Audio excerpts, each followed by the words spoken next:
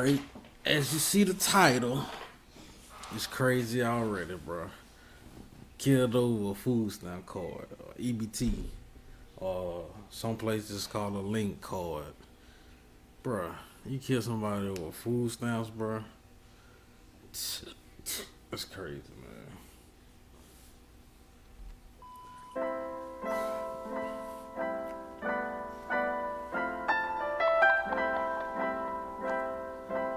Like she'll live faded, having a good time on an off day or something. Dressed up, probably finna go out somewhere, running errands or something. So Women are dead after a shooting in Cicero. It happened near 19th and Cicero, where there was a large police presence tonight.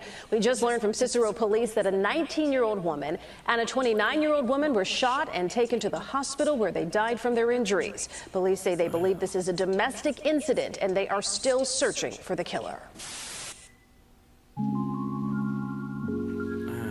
Food stamps, though?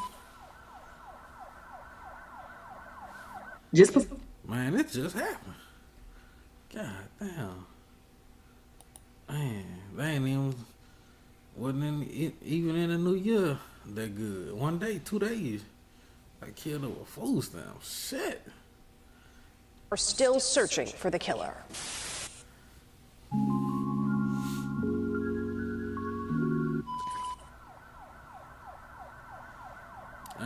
Just before 8 p.m. on January 2nd, Cicero police responded to a home on the 1800 block of South 48th Court for reports of a shooting. Upon arrival to the scene, officers were met with a chaotic scene with 14 people in one house, including men, women, and several children. They will also locate 2 unresponsive adult females and a baby inside of the basement. 2 women shot and killed in Cicero. Cicero police say they found 2 women shot dead in the 1800 block of South 48th Court at about 7:45 p.m. Just recently, a city official says they also found a baby with one of the victims. That baby is apparently okay and was given to a relative last night. Damn. I killed, probably holding the baby, begging for a life. Oh, food stamps. Man, what the... Crazy. Police also found a man dead at a nearby park. There's no word on how the 2 incidents may be related. The victims were identified by the Cook County Medical Examiner's Office as 19-year-old Maisha Newby and 29-year-old Jessica Hughes, who were both rushed to Mount Sinai Hospital, where they were both sadly pronounced dead after succumbing to multiple gunshot wounds. Maisha would have turned 20 on January 4th, just 2 days shy of her birthday. A 10-month-old baby was also located at the scene and initially appeared to be fine. In fact, family members weren't aware until the next day that the baby had even been shot. Multiple families were living inside the home where the shooting took place, and at least 10 kids were inside when shots were fired. Police immediately began searching for the suspect, using helicopters and dogs. The day after the shooting, Cicero police announced that an unidentified man was found dead at a park near 16th Street and Central Avenue from a gunshot wound, just a mile away from where the 2 women were shot and killed. He probably the one did it. Over food stamps, bro, man. He shot 2 chicks and a baby, bro. Over food stamps, dog. You still ain't get the stamps. Still can't get the... Using helicopters and dogs. The day after the shooting, Cicero police announced that an unidentified man was found dead at a park near 16th Street and Central Avenue from a gunshot wound, just a mile away from where the 2 women were shot and killed. Maisha Newby's family said she and the suspect, identified as her boyfriend of 2 years, 21-year-old Rafael Vega, were in a relationship and were apparently arguing over a link card before he shot and killed her and Jessica, who attempted to run away as she held his and Maisha's baby in her arms, causing the child to fall to the floor. A link card, also known as an EBT card, is an electronic system that allows state welfare departments to issue benefits via a magnetically encoded payment card used in the United States. Apparently, Maisha accused Vega of taking her link card out of her wallet when out of nowhere, he fired 3 shots before fleeing the scene. He ultimately would be killed himself. It wasn't until the morning after the murders that the grandmother noticed the baby had a little bit of a scratch and fluid on his abdomen, prompting her to take him to the hospital. He was taken to St. Anthony Hospital and later transferred to Comer Children's Hospital, where he was stabilized and expected to be okay. A family member recounted the events, saying that everything happened so fast, without any prior argument or disagreement. Now they are left with so many unanswered questions, still trying to grasp the reality of it all. A neighbor recalled hearing the 3 shots as she walked to her car. She, along with other residents, say they just want the gun violence to stop so that other families never have to experience a situation such as this. Bringing you details about the double murder of these 2 women in Cicero last night. Police now say a baby was also hurt but wasn't taken to the hospital until today. Our Maribel Gonzalez has the update from investigators. Maribel. Yeah, Erica, Cicero police say the 10-month-old was at the house during the time of the shooting. They asked then and then again later if anyone else besides these 2 women were injured. And it wasn't until this morning that the baby's grandmother noticed that something was wrong. That we have 3 separate scenes that we're working, 3 separate investigations. From all appearances, they appear to be related. In Cicero, police piecing together a shooting that ended with 2 women killed, a man dead, and a baby injured. Tuesday evening, they responded to this house on the 1800 block of South 48th Court following reports of gunshots. Inside the home, 14 people, including several children. And many of them... Like, bro, they had 14 people in there. Like, I mean, I know you can't be Superman. At least one person might have got shot.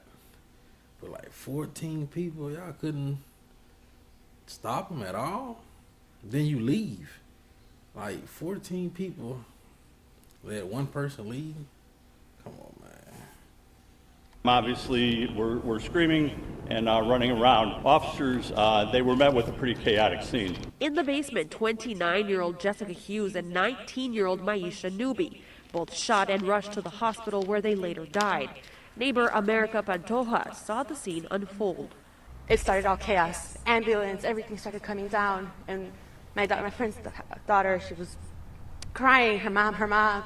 And that's when we realized there was just more than one victim. It wasn't just her. Police wouldn't say what led up to the shooting, but point to 21-year-old Rafael Vega as the suspect, whom they said was in a relationship with Nubi.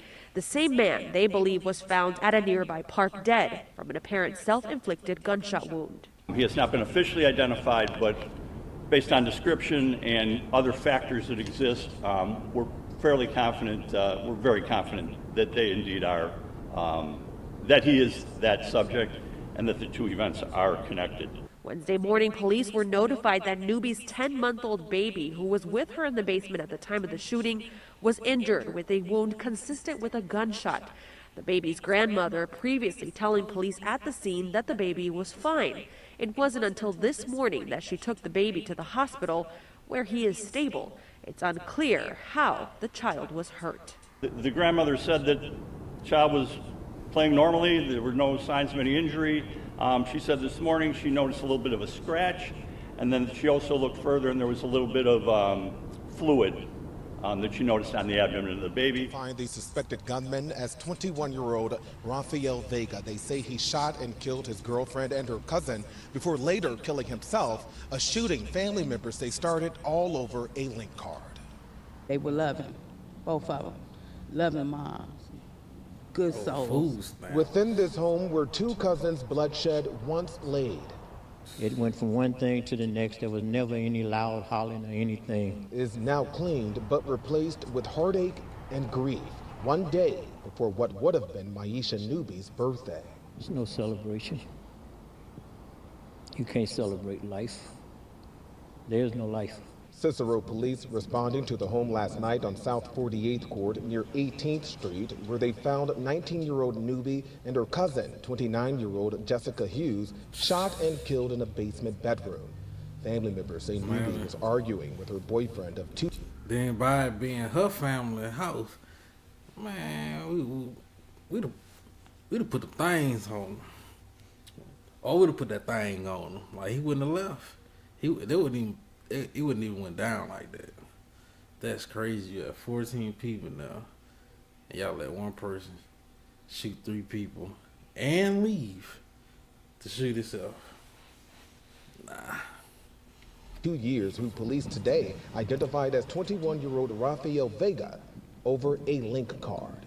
And he come back down and say, look at my wallet. She said, you done went up there and took it out. So she said, well, ain't no point in me looking at it there. And the next thing I know, I'm hearing shots. Benton says Vega shot and killed Newby before turning the gun toward Hughes as she was trying to get away with Newby and Vega's infant son, Arturo. The baby, we're learning, was grazed by a bullet. My daughter dropped at my feet. She had the baby in her hand. She had been shot in the face and in the chest. And he was trying to get by me. So me and him got to fight. Vega managed to get away as police spent hours searching for him. That search. See, that's what I'm saying. Like, come on. Somebody tried to stop him, bro. It was more people could have, but everybody ain't built for combat action. So they flighted instead of fighting. Cause he wasn't leaving that house if that happened at my house. He was not leaving at all. Likely coming to an end at this park.